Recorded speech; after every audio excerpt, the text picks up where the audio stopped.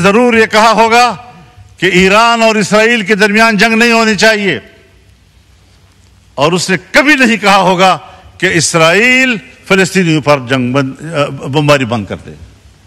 یہ 3 جملے میرے پاس ہیں کہ ادھر سے انڈیا پاکستان جنگ کی بات ہوئی ہوگی، اسرائیل اور ایران کے جنگ کی بات ہوئی ہوگی، اور کبھی بھی فلسطین کے حوالے سے ٹرمپ نے بات نہیں کی ہوگی۔ کیوں یہ امتیاز بڑھتا جا رہا ہے؟ جہاں پر صہیونی مرتا ہے، جہاں پر مودی مرتا ہے، اس سے تو ان کو تکلیف ہو رہی ہے، لیکن اگر ایک غریب مسلمان، غیر مسلح مسلمان، چھوٹے چھوٹے بچے، خواتین، بوڑھے بزرگ، ان کا خون بہہ رہا ہے، پورا شہر ملبے کا ڈھیر بن گیا ہے، اس کا کسی کو احساس نہیں ہے؟ مسلمان کی نظر سے نہ دیکھو، انسان کی نظر سے دیکھو۔ اس کا معنی یہ ہے کہ اگر کوئی شخص مسلمان نہیں ہے، اگر کسی شخص کی زندگی قرآن و سنت کی تعلیمات سے آراستہ نہیں ہے، تو پھر یہ انسانیت نہیں، اسی کو ہم حیوانیت کہتے ہیں۔ اس انسانیت پر فخر مت کرو، شرم کے مارے تمہارے سر جھک جانے چاہیے۔ اس کو انسانیت کہتے ہیں۔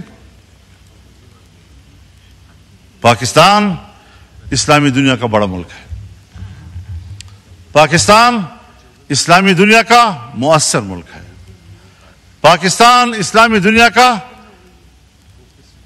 طاقتور دفاعی قوت ہے، پاکستان اسلامی دنیا کا ایٹمی طاقت ہے، پاکستان کے اندر وہ تمام صلاحیتیں موجود ہیں کہ وہ امت مسلمہ کی قیادت کرے، اور ہم ہیں کہ ملک کے داخلی صورتحال میں بھی ہم دفاعی پوزیشن میں ہیں، اور خطے کی صورتحال میں بھی ہم دفاعی پوزیشن میں ہیں۔ قیادت خاک کریں گے ہم۔ یہی پیغام اس پارلیمنٹ سے امت مسلمہ کو جانا چاہیے، OIC کو جانا چاہیے۔ بین الاقوامی اداروں کی کوئی حیثیت اب نہیں رہی۔ OIC ایک دکھاوا ہے، OIC۔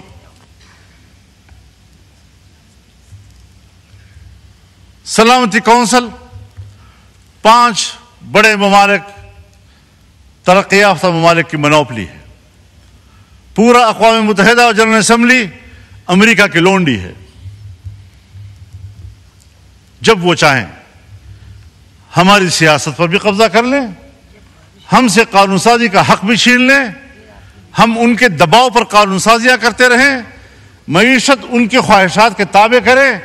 اور یہ جو بجٹ پیش کیا گیا ہے، اگر وزیر خزانہ صاحب موجود ہوتے تو میں ان کی موجودگی میں یہ کہتا کہ وزیر خزانہ صاحب، یہ بجٹ آپ نے تیار نہیں کیا، یہ IMF نے تیار کیا ہے اور آپ نے پڑھ کر سنایا ہے۔ آپ کے اندر اس وقت بجٹ بنانے کی صلاحیت بھی ختم ہو چکی ہے۔ کب ایک طاقتور ملک کی حیثیت اختیار کریں گے ہم؟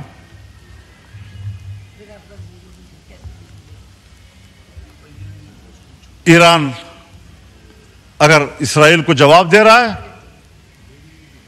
تو ایران کے ہاتھ روکے جاتے ہیں۔ اگر پاکستان انڈیا کو جواب دیتا ہے تو پاکستان کے ہاتھ روکے جاتے ہیں۔ لیکن اگر وہ مسلمانوں کا قتل عام کر رہا ہے تو ان کو کھلی چھٹی دی جاتی ہے۔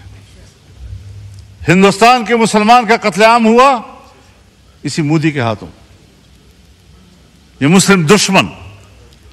اور میں ایک بات اور کہنا چاہتا ہوں دوستوں سے معذرت کے ساتھ، کہ اس کو پاک انڈیا جنگ نہ کہا جائے، یہ پاک مودی جنگ تھی، کیونکہ پاکستان متحد تھا اور ہندوستان کی حکومت کو ہندوستان میں کوئی تائید حاصل نہیں تھی۔ وہ اکیلے ہندوتوا کارڈ کھیل رہا تھا، اور ایک سرکار پاکستان پہ حملہ کر رہی تھی، اس کی اپوزیشن نے بھی ساتھ نہیں دیا، وہاں کی اقلیت نے بھی ساتھ نہیں دیا، وہاں کے سکھ نے بھی ساتھ نہیں دیا، وہاں کے مسلمان نے بھی ساتھ نہیں دیا۔ تو یہ صرف مودی کی جنگ تھی۔ تو جو اکیلے جنگ لڑے گا اور قوم ساتھ نہیں ہوگی تو یہ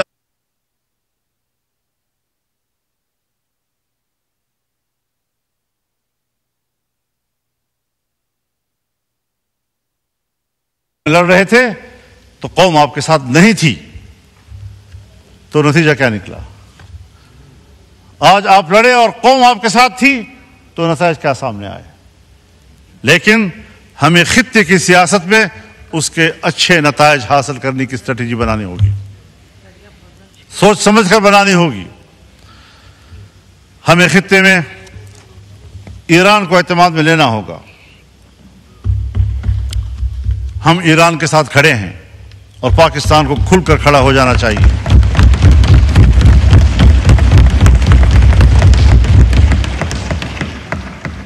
ہمیں کھل کر اہل غزہ کے ساتھ، فلسطینیوں کے ساتھ کھڑے ہو جانا چاہیے۔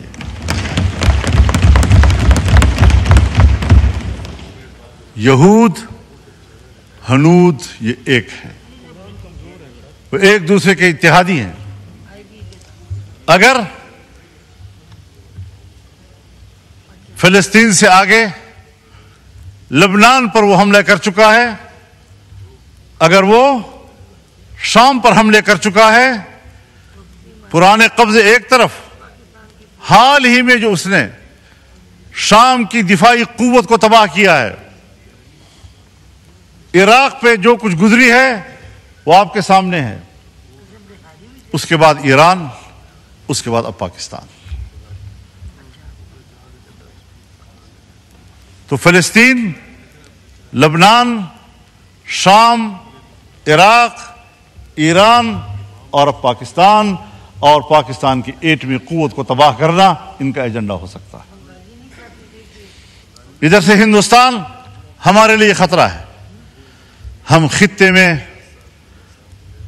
خطے کے ممالک کے ساتھ انگیج نہیں ہو رہے، ہمیں وہ پالیسی بھی بنانی ہوگی۔ ہمیں اپنے دوست ممالک ہم سے دور ہوتے جا رہے ہیں، وہ گرم جوشی نہیں رہی ہے جو کسی زمانے میں تھی اور آج ہونی چاہیے تھی۔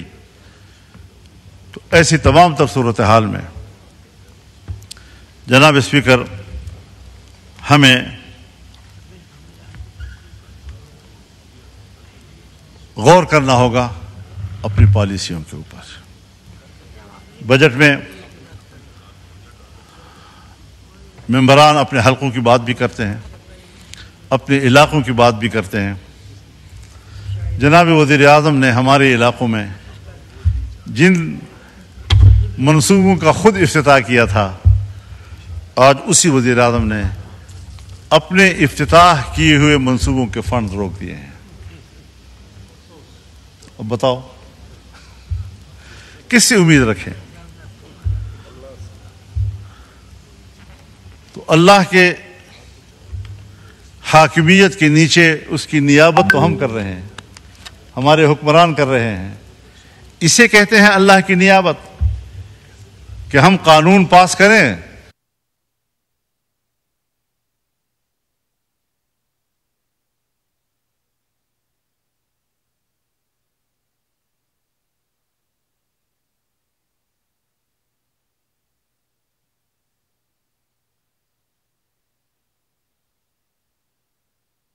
اب جب میرے ملک کو چلانے والے لوگ، ان کی خودداری، ان کا اعتماد، اس کی حالت یہ ہے کہ اس پر فاتحہ پڑھا جائے، ختم ہو چکی ہے، یہ لوگ میرے ملک کو چلائیں گے؟ 25 کروڑ کے عوام کے اس ملک کو یہ لوگ چلائیں گے؟ جناب والا، اس ملک میں